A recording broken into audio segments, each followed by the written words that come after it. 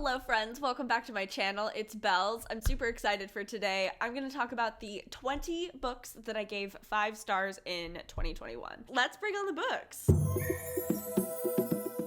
When I say 5-star book, I mean like I read this book and I would not change a thing. All of it was perfect for me. That doesn't mean that all these books are going to be perfect for you. If you didn't like them, I'd love to hear why. We'll just get started. I don't really know what I'm doing. I'm rambling. I have my list here. So I'm just gonna go in order of how I read them throughout the year. The first book that I read this year that was a 5-star read, which was actually the first book that I read in 2021, was The Ardent Swarm by Yamin Manai. So this story, it's a quick read, it's only a couple hundred pages, and it is an allegory using a beekeeper in a country that feels very similar to Tunisia, and he is on the hunt to discover how a group of aggressive hornets that are not indigenous to the area that he's in showed up to murder all of his bees. It's an allegory to discuss the Arab Spring and the Islamic fundamentalist grab for power that happened in a lot of countries after the fact. I just loved this book. I thought it was so well written. It was super concise, and it's a story about community at the end of the day, and a reflection of events that are happening in countries around the world that's happening like currently. Also, the descriptions and like the way that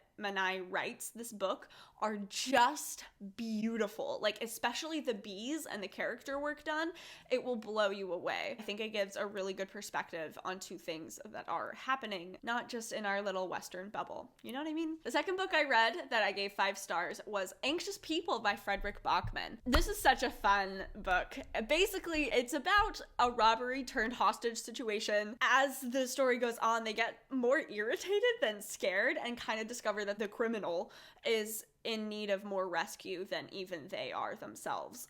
I loved this book. It was genuinely hilarious with a very sassy narrator who talks directly to the reader, which I think is a really fun little trope when it's done well. And it's a story about friendship and relationships and community, and kind of like a reminder that everyone is going through something. Sometimes we all just kind of need to shut up and listen to the people who are around us. The next book I read that was 5 stars was The Vanishing Half by Brit Bennett. I think it came out, and within a month of it being released, it already had a TV series deal attached to it. So if that doesn't tell you that people really liked it and it was really good.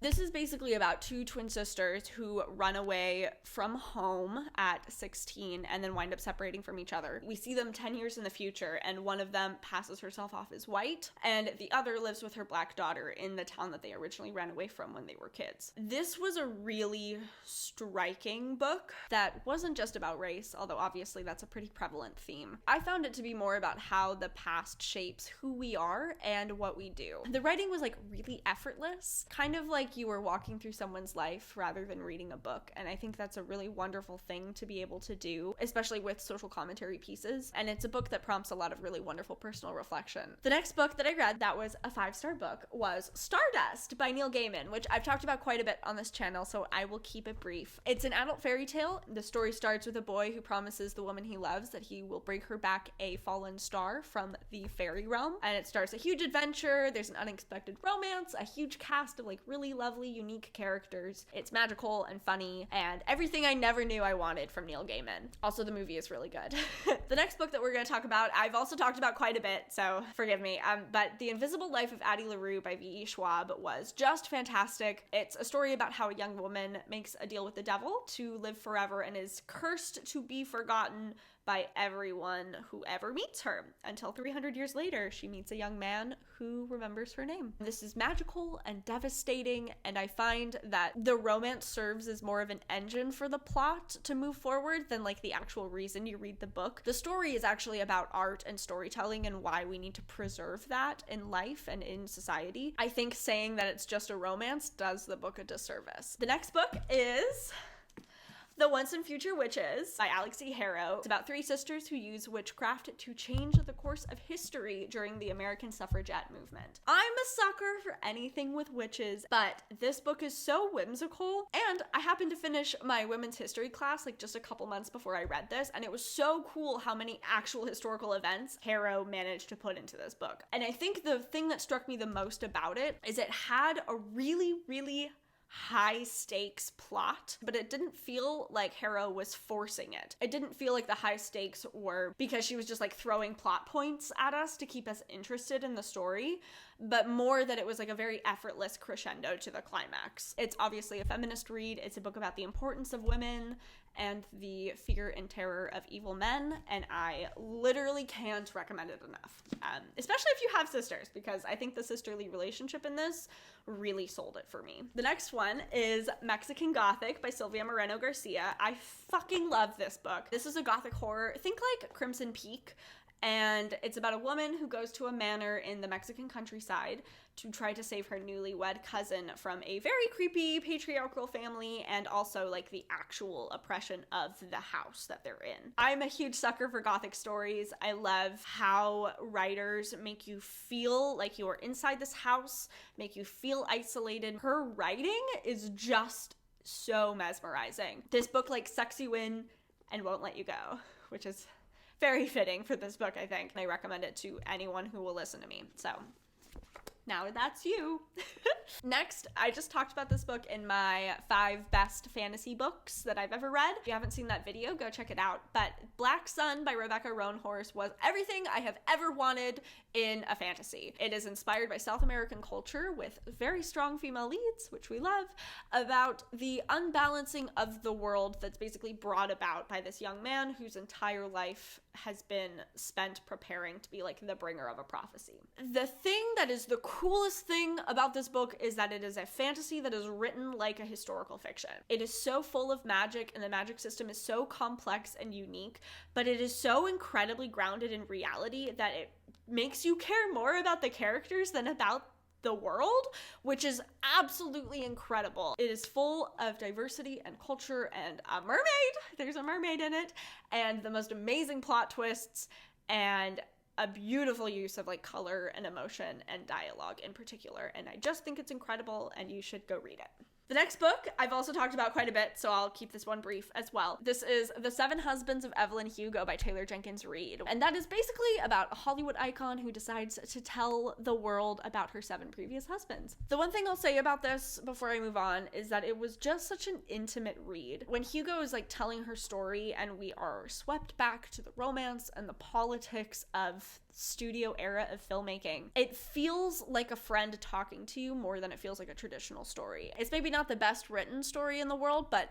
the way that it was written, I think, furthers the emotional catharsis that you get at the end. Make sure you have tissues for this one, but it's really lovely. The next one is one of my favorite books like ever, and this is River God by Wilbur Smith, which I reread this year. This is a saga set in ancient Egypt that spans like a lifetime of war and technology and pharaohs falling and rising and a lifelong secret romance, and I cannot recommend it more, but I cannot not recommend the rest of the series more.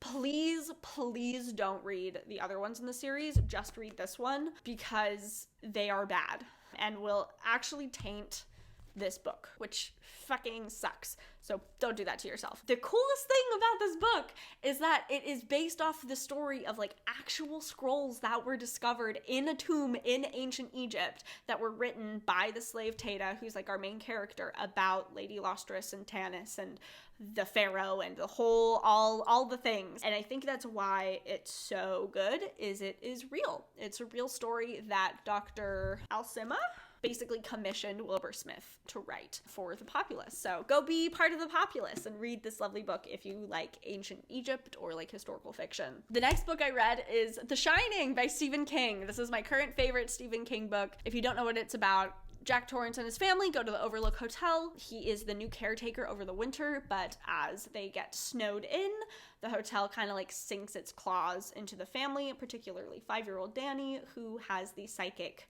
shining ability. I think this book really showcases Stephen King's talent. He has such a beautiful way of writing, like both frightened and frightening children, that really sticks with you a little bit more than other horror writers, in my opinion.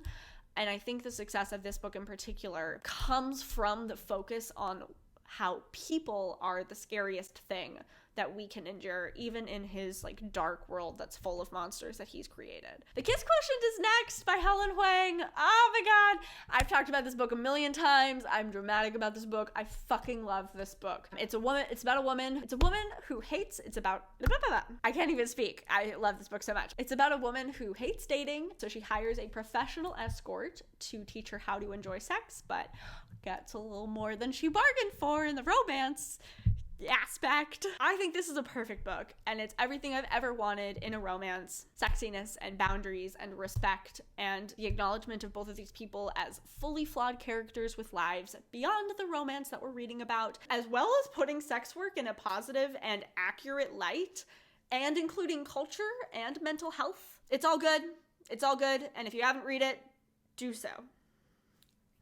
Next, I'm going to talk about Mistborn, The Final Empire by Brandon Sanderson. It's a high fantasy about a group of rebels who are trying to take down their oppressive government with a bunch of allegories to colonialism and religious oppression and classism. Yay!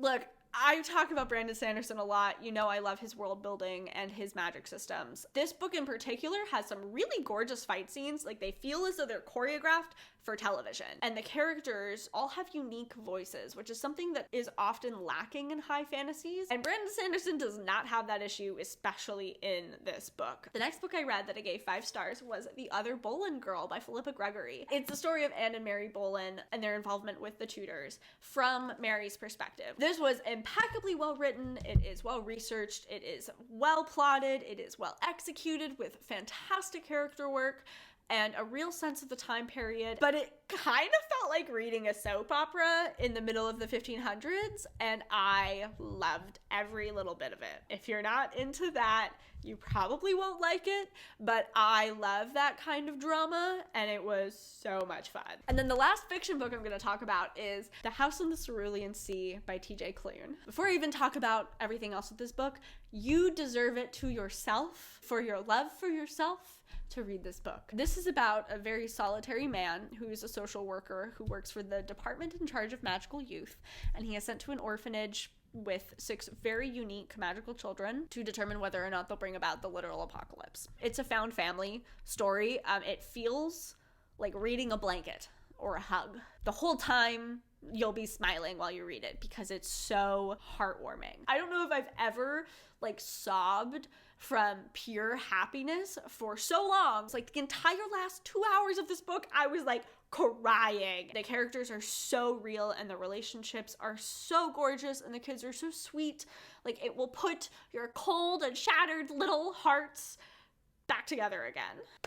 That's how we're going to end off the fiction part of this list. I've got a few nonfictions that I read that I also gave 5 stars that I want to talk about because I think nonfictions are important. So the first one, and the one that I maybe want you to read the most because it's the most personal, reflective one on this list.